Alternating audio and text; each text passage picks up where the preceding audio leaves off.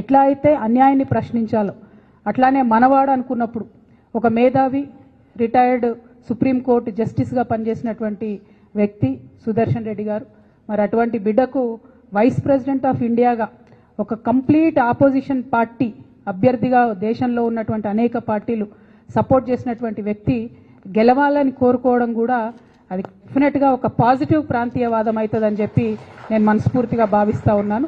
ఇది పార్టీలకు అతీతంగా తెలంగాణ బిడ్డ కాబట్టి ఆయనకు ఒక అవకాశం వచ్చింది కాబట్టి. అంటే నేను ఒక వ్యక్తిని ఎప్పుడు జీవితంలో మర్చిపోలేను.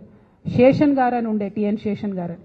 ఆయన వచ్చేంత వరకు కూడా ఎవరికి అసలు భారతదేశంలో ఎలక్షన్ కమిషన్ అని ఒకటి ఉందని మా సామాన్య ప్రజలకు తెలియదు. కానీ ఆయన వచ్చిన తర్వాత ఆ పోస్టుకు వన్నే వచ్చింది. సుదర్శన్ రెడ్డి గారు కూడా గెలిస్తే డెఫినెట్గా వైస్ ప్రెసిడెంట్ పోస్టుకు కూడా వన్నే తెస్తారని నేను అనుకుంటున్నాను. ఎందుకంటే అనేక సందర్భాలు ఆయన చూసినాం, ఆయన ఇచ్చినటువంటి పాజిటివ్ తీర్పులు కానీ ఆయనకు ఉన్నటువంటి కాన్స్టిట్యూషనల్ ఎక్స్పర్టీస్ కానీ చూసినాం. అటువంటి అవకాశం వారికి వస్తే బాగుంటుందని చెప్పి మనస్ఫూర్తిగా నేను కోరుతా ఉన్నాను. అట్ ద సేమ్ టైం మరి తెలంగాణ జాగృతిలో కూడా